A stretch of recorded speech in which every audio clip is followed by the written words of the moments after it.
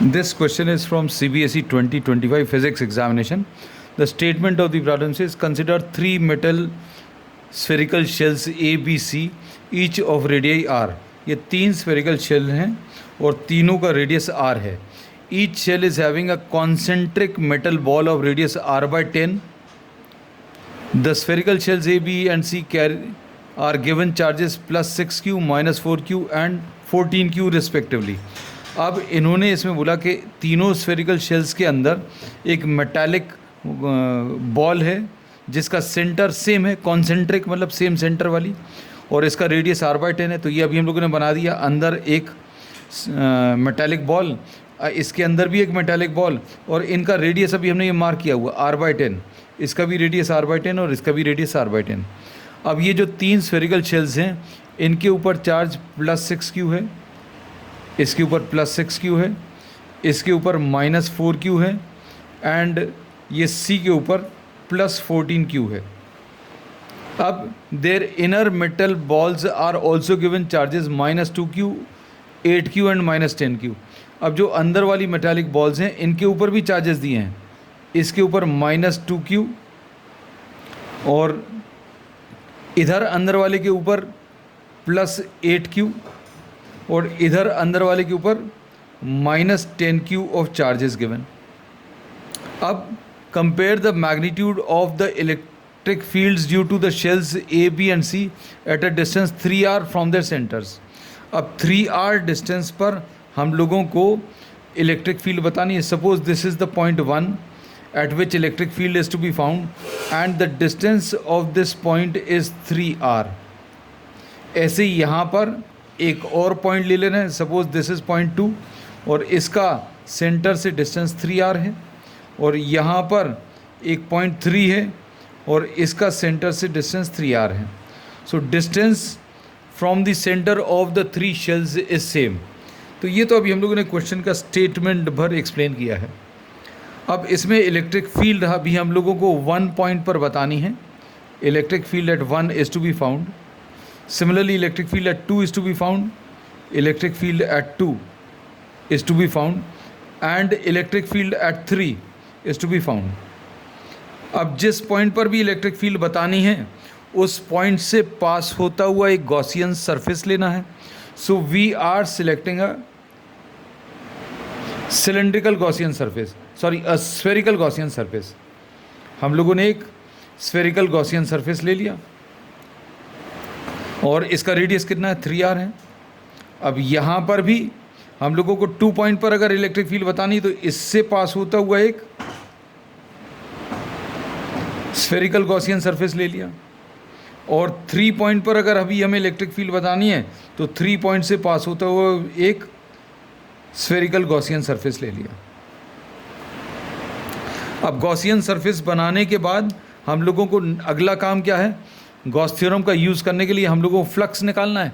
और फ्लक्स निकालने के लिए we will be selecting a small area. इस गॉसियन सरफेस के ऊपर एक छोटा सा एरिया ले लें. एरिया का डायरेक्शन ऐसा कुछ आएगा, और इस गॉसियन सरफेस के अंदर का नेट चार्ज अब हम लोग देखेंगे. तो भाई इसके अंदर का नेट चार्ज, इस पहले वाले सरफेस के अंदर का नेट चार्ज ये प्लस 6Q शेल पर है और मेटालिक बॉल पर माइनस 2Q है. तो नेट चार्ज इसमें प्लस 6Q माइनस 2Q आ गया. So this is 4Q. This is the net charge inside the Gaussian surface.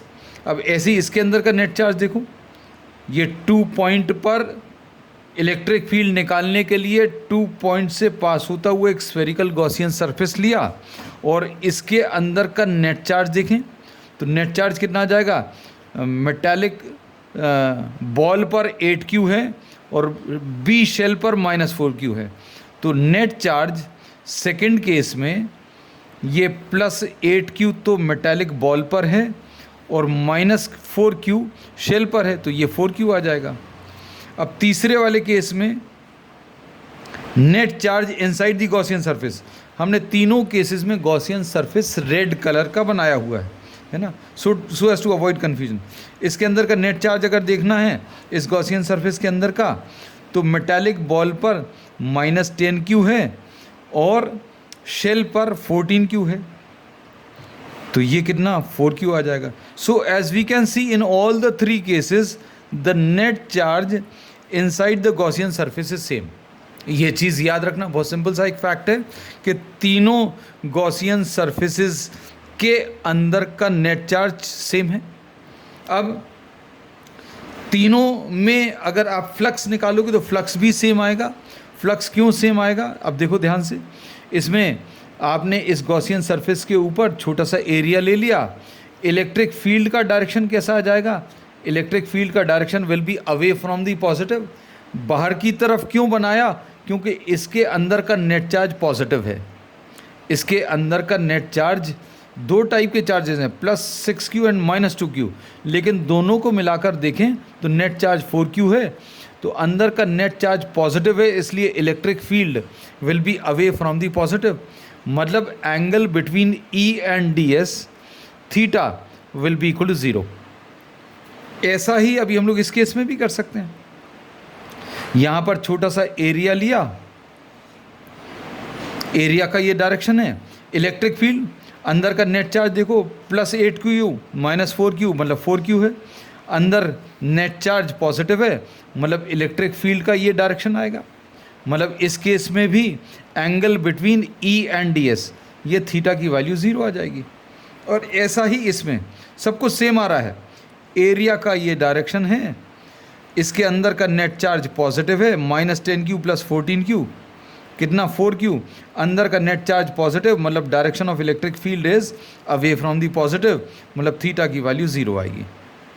So in this case radius of the Gaussian surface in all the three cases is 3r. ये इसका radius, इसका radius और इसका radius, क्योंकि 1 point का centre से distance 3r है, 2 point का भी सेंटर से डिस्टेंस 3r है, और 3 पॉइंट का भी डिस्टेंस सेंटर से 3r है.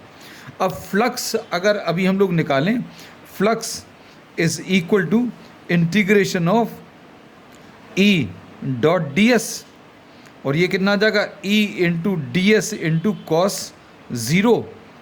ऐसा कुछ मिलेगा क्योंकि थीटा की वैल्यू तीनों केसेस में 0 है. E को बाहर ले लिया, अंदर इंटीग्रेशन ऑफ ds आ गया.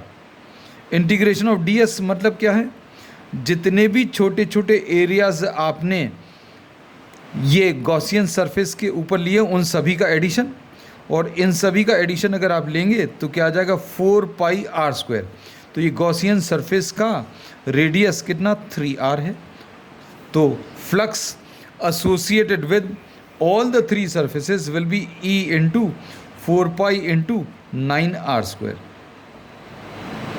तो अब इसका फ्लक्स तीनों का पता चल गया. इसका फ्लक्स, ये पहले वाले का फ्लक्स कितना E इंटू 4π इंटू 9r², और इसका भी फ्लक्स सेम आएगा कितना E इंटू 4π इंटू 9r², और इधर अभी हम लोगों ने लिखा हुआ है. So in all the three cases the net charge is same 4Q, और तीनों का जो फ्लक्स है गॉसियन सरफेस का वो भी सेम है, E इंटू 4π इंटू 9r². अब गॉस थ्योरम अगर अभी हम लोग लगाएंगे तो गॉस थ्योरम इसमें क्या बोलता है कि फ्लक्स इज इक्वल टू अंदर का नेट चार्ज डिवाइडेड बाय ε0. अब ये वैल्यूज़ को सब्स्टिट्यूट करो, E into 4π into 9r² is equal to अंदर का नेट चार्ज तीनों केसेस में सेम है 4Q अपॉन ε0. तो इलेक्ट्रिक फील्ड की value E will be equal to 4Q upon 4π ε0 आएगा, 4π ε0 इंटू 9r². अब आप चाहें तो ये 4 को कैंसिल कर सकते हैं, या फिर इसको बिल्कुल एज इट इज़ जैसा है वैसा छोड़ सकते हैं. तो इलेक्ट्रिक फील्ड की वैल्यू कितनी आ जाएगी तीनों केसेस में, E will be equal to Q upon 9π ε0 and r². So this is the value of electric field in all the three cases. So we are writing down the result somewhere here कि E1 E2 और E3 1 point, 2 point और 3 point पर same होगा, E1 is equal to E2 is equal to E3, और ये value कितनी, Q upon 9 pi epsilon 0 R square. So this is the final result. Electric field will be same in all the three cases.